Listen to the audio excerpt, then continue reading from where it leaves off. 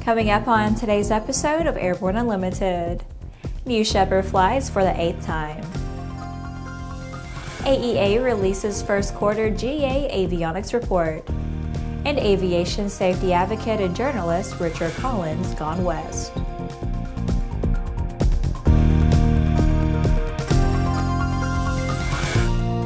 Hello, I'm Laura Hutson. It's May 2nd, and this is Airborne Unlimited. New Shepard flew again for the 8th time on April 29, 2018, from Blue Origin's West Texas launch site. Known as Mission 8, the mission featured a reflight of the vehicle flown on Mission 7. The crew capsule reached an apogee of 351,000 feet, which Blue Origin founder Jeff Bezos said in a tweet is the altitude we've been targeting for operations. For the second time, Blue Origin's test dummy Mannequin Skywalker flew to space conducting astronaut telemetry and science studies. The flight also carried research payloads for NASA, the German Aerospace Center, and commercial customers. Those customers included Suborbital Flight Experiment Monitor 2, NASA Johnson Space Center, Schmidt Space, Daphnia, Equipage, and Euphoria.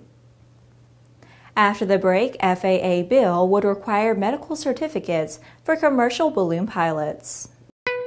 There's a difference between charting a steady course and pushing for the ceiling. And for nearly a century, Hartzell Propeller has been defining that difference. It's in our passion for engineering and research and our dedication to testing the limits of performance. We are built on honor. We are Hartzell Propeller. Sandia introduces the new SAI 340 Quattro TSO'd airspeed, attitude, altitude, and slip.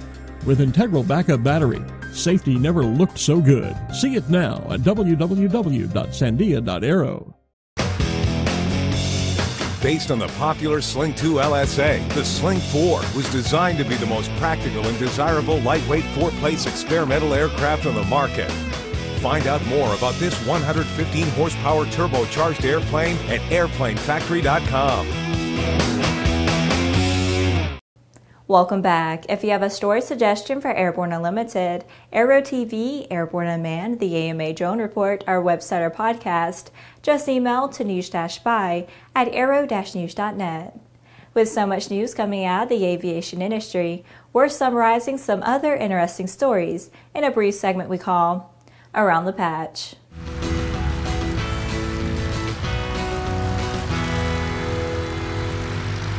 The FAA reauthorization bill passed Friday by the U.S. House of Representatives contains language that would require commercial balloon pilots to get a medical certificate, just as other commercial pilots are required to hold. The amendment to add the medical certificate requirement was introduced by U.S. Representative Lloyd Doggett.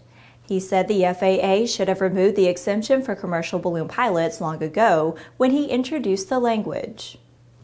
American Airlines announced a first-of-its-kind program designed to help future aviators receive the training, financing, and mentoring opportunities they need to fly for the world's largest airline. The American Airlines Cadet Academy will provide an opportunity for future pilots to become first officers at one of American's 3 wholly-owned regional carriers and eventually fly larger aircraft at American. Once selected, cadets will choose to train at one of American's partner flight schools in several locations nationwide.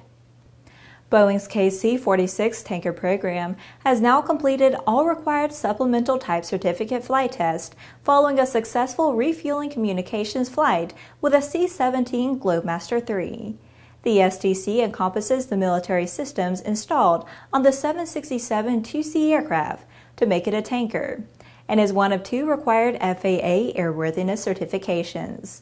Boeing will now submit the resulting data and reports to the FAA for review in advance of the STC award. U.S. aerobatic pilot and musician Elgin was fatally injured last week while practicing for a performance at the Zhengzhou Airshow in Zhengzhou, China. The accident took place Wednesday, April 26, at about 6:14 local time. Wells was an innovative performer and will be sincerely missed. We extend our condolences to his friends and family. Well, that's it for today's trip around the patch. Now let's move on to the rest of the news. AEA released its first quarter 2018 avionics market report. Total worldwide business and GA avionics sale amounted to $639,796,979. The figure represented a 13% increase in total sales compared to the first quarter 2017 amount of $566,179,780.61. Of more than $639 million in the first quarter 2018 sales, 56.8% came from the retrofit market, while forward-fit sales amounted to 43.2% of first quarter sales. 76.1% of the first quarter sales volume occurred in North America, while 23.9% took place in other international markets. The report shows that the industry saw a significant increase in sales in both the retrofit and forward-fit markets to begin the year, a positive indicator for the overall health of the industry, said AEA President Paula Dirks. This first quarter report also comes on the heels of the 2017 year-end report that showed the retrofit market up 20% in sales from the previous year. It appears that avionics sales growth has continued into the first 3 months of 2018. After these messages, aviation safety advocate and journalist Richard Collins gone west.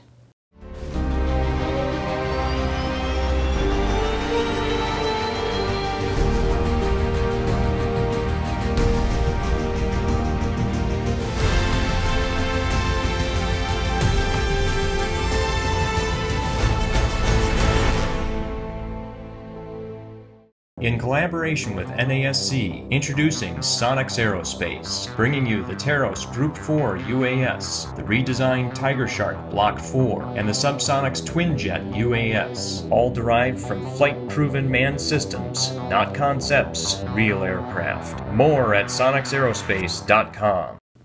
Welcome back. Richard L. Dick Collins, who many know from his decades-long career as an aviation journalist, died at his home in Maryland on April 29th. He was 85.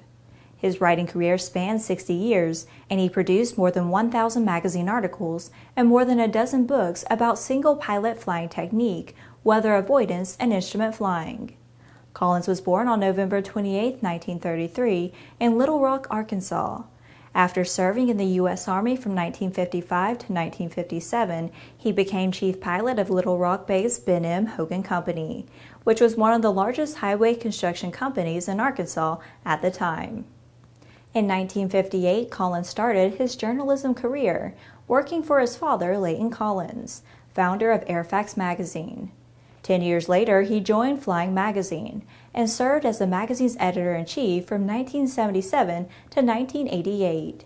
He then spent 2 years as editor-in-chief of AOPA Pilot, the magazine of the Aircraft Owners and Pilots Association. Collins was an independent aviation consultant from 1989 to 2008 when he was named an editor emeritus of Flying Magazine. In recent years, Collins wrote a blog for Airfax Journal, an online publication for pilots. Well, that's our program for today. Remember that Airborne Unlimited is streamed on Monday, Wednesday, and Friday, alternating with Airborne Unmanned on Tuesday and the AMA Drone Report each Thursday. Additional breaking news bulletins may be posted for important stories that fall outside of our normal deadlines. If you're watching us on YouTube, please subscribe and do check us out on Facebook and Twitter. Get comprehensive, real-time, 24/7 coverage of the latest aviation and aerospace stories anytime at aero-news.net. See you tomorrow.